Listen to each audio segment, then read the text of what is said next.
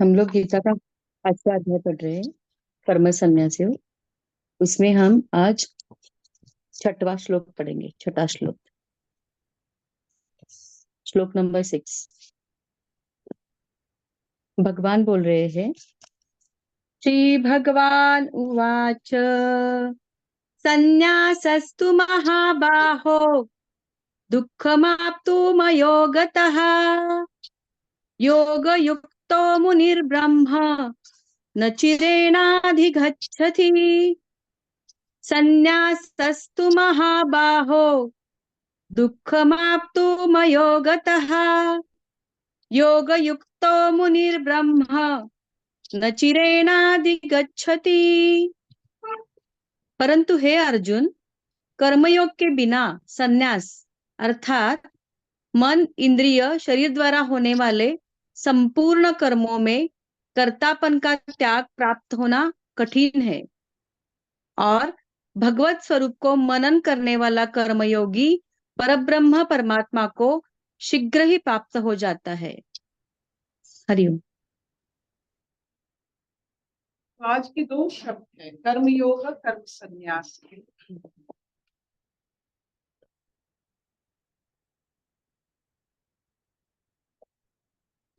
ये सब ये जो 18 योग गीता में लिखा गया है, योग का मतलब है आपकी अभ्यंतरीण वातावरण, इंटरनल एनवायरनमेंट।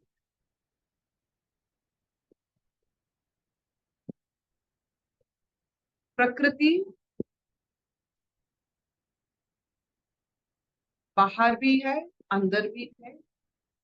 हम प्रकृति के उत्पन्न हुए एक आकार है जिसमें प्रकृति के तत्व है।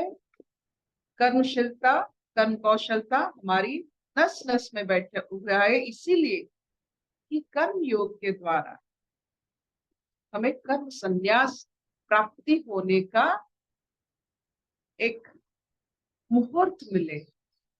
हमने देखा है, आप कोई भी पेड़ में देख, छोटा फल कैसे जकड़ कर पेड़ से रहता है,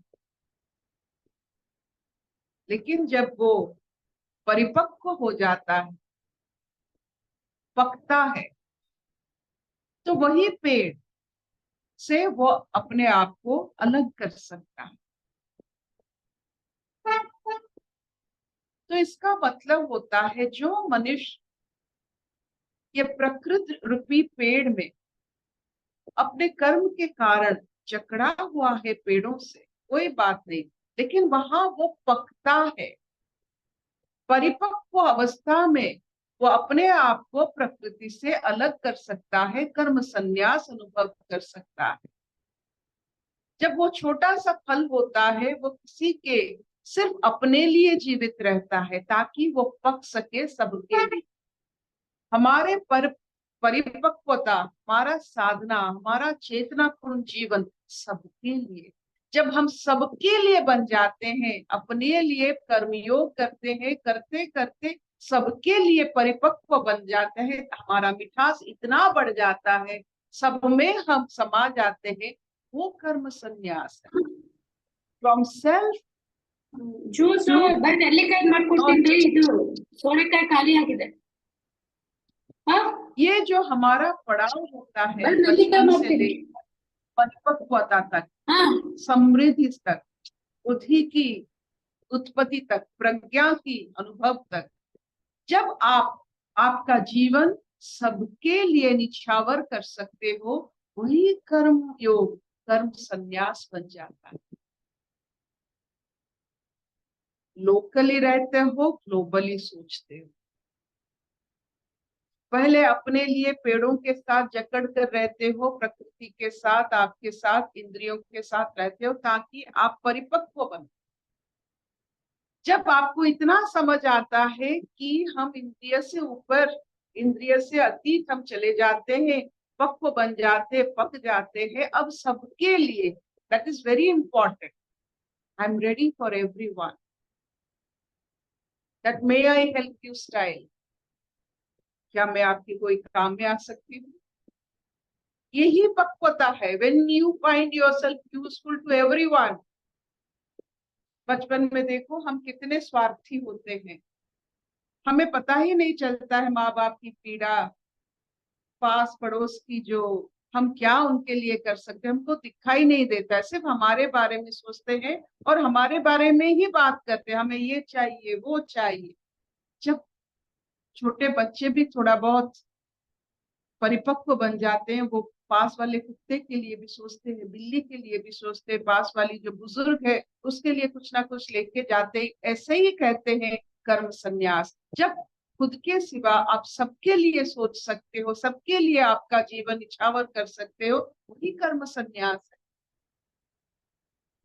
खुद के लिए सोचना, खुद की कर्म को अच्छे से निभाना, वो कर्म योग। उस कर्म योग से ही शुरू होता है कर्म संन्यास। पढ़ाई एक डॉक्टर करता है अपने लिए, लेकिन करते करते करते करते वो सबके लिए पढ़ता है। जो उसके पास आते हैं वो कर्म संन्यास बन जाता है। आप रसोई करते हो, आप अपने घर के बच्चे और बुजुर्गों की केयर लेते हो, उनका ख्याल रखते हो। उसे करते करते आप पास पड़ोस के भी जब ख्याल रख लोगे, तब आप जान लेना कि आप एक पके हुए फल। और जब ऐसे लोग प्रकृति से अलग होते हैं, वो प्रकृति का हर एक साधन उनमें खुद में समा लेते, दे बिकम द यूनिवर्स, जो सबके लिए सोच सके, जो सबके लिए निछावर हो सके। ऐसे इंसान है। और जब हम ऐसे बन जाते हैं तो हमें और अपना ख्याल रखने की जरूरत नहीं, प्रकृति हमारा ख्याल रखता है। जब तक हम पकेंगे नहीं, जब तक चेतनापूर्ण नहीं बनेंगे, सारा ब्रह्मांड सारा विश्व में अपना चेतना को नहीं फैलाएंगे, तब तक हमें अपना ख्याल रखना पड़ेगा। एक बार ऐसा ख्याल आ जाता है तो प्रकृति हमारी ख्याल रखती है। The day you understand that you are taken care by the Prakriti and you will be taken care by the Prakriti, know that you have achieved Karma Sannyas. क्या आपको लगता है कि प्रकृति आपका ख्याल रख रहा है तो आप कर्मयोगी?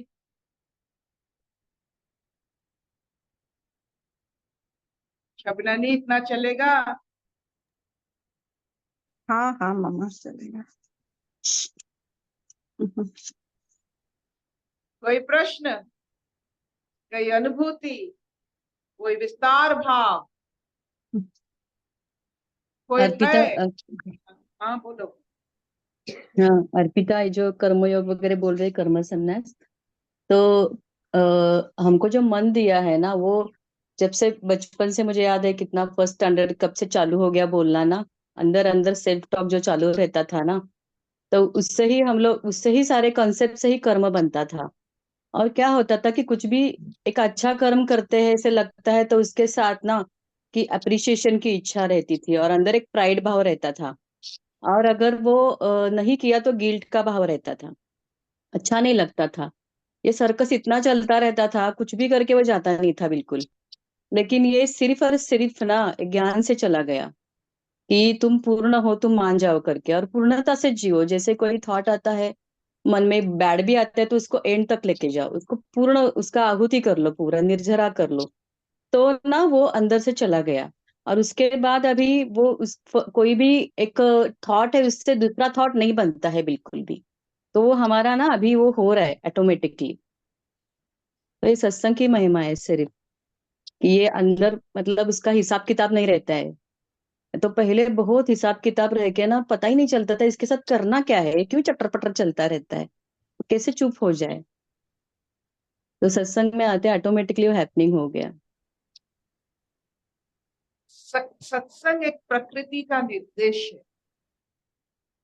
ये ना हम करते ना कोई करता है, ये निर्देश है प्रकृति।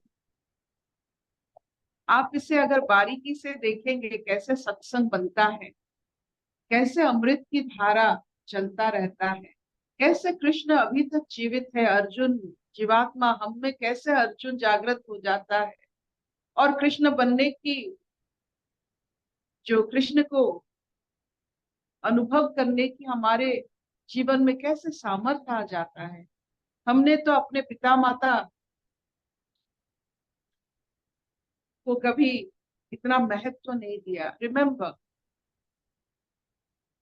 For everything, as a scientist I'm telling you, for everything there must be a receptor. कोई भी ट्रांसमिशन के लिए कुछ ना कुछ रिसेप्टर चाहिए। तो बचपन में जो माता पिता की सेवा करते हैं, अपने बुजुर्गों की, अपने बड़ों की सेवा करते हैं, छोटों को प्यार देते हैं, उनमें एक अच्छी सी कुछ ऐसा बनता है जो प्रकृति उनको सत्संगी बना देता है। जिन्होंने माता पिता को स्वीकार किया है और उनको माना है जीवन में, बड़े बुजुर्गों को का लिहाज रखा है और छोटों को प्यार दिया है प्राकृतिक रूप से, वो रिसेप्टर बन जाते हैं सत्संग के लिए। ये होगा ही होगा। जो माता पिता से बैर रखते हैं, बड़े बुजुर्गों के साथ उनका लिहाज ठीक नहीं रहता है। Very important is respecting your seniors. एक पल का भी वो अगर भाई अगर एक पल का सीनियर है, बुजुर्ग है, तो वो है, यू मस्ट अंडरस्टैंड। छोटे को प्यार देना, बड़ों का लिहाज करना और अपने हम उम्र के साथ लड़ना, यह हमारा प्राकृतिक स्वभाव होनी चाहिए। जिसके पास ये है, that person becomes the receptor for सत्संग। चाहे वो पेड़ से सीखे, बिल्ली से सीखे, बिच्छू से सीखे, वो सत्संगी है, सबके साथ सीखता है।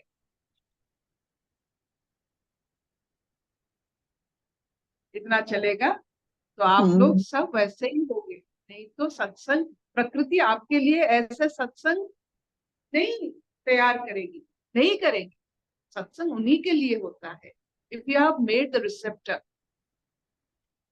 असतो मा सत्गमय तमसो मा ज्योतिर्गमय मृत्युर्मा अमृतं गमय सर्वे सुखिनः सन्तु सर्वे सन्तु निरामया सर्वे भद्राणि पश्यन्तु मा कश्चित् दुःखभाग् भवेत्।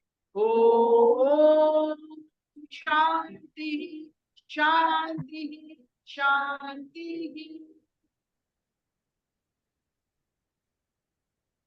सबका अर्पिता दीदी, हाँ अर्पिता जी। दीदी, मेरा एक सत्संग के अलग से प्रश्न है।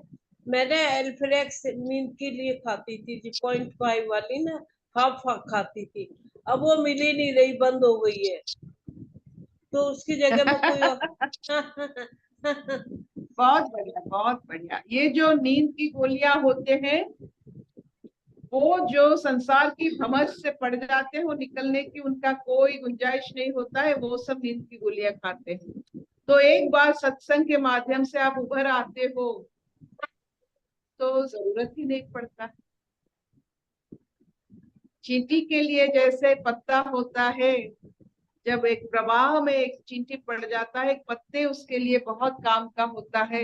हम भी वैसे चींटी है, एक पत्ता, एक सत्संग का एक शब्द भी अगर हम सुन लेते हैं तो उभर जाते हैं। प्रकृति ऐसे, माँ प्रकृति ऐसे सब करती है, बस उसे करने दीजिए, करने दीजिए। Bye bye.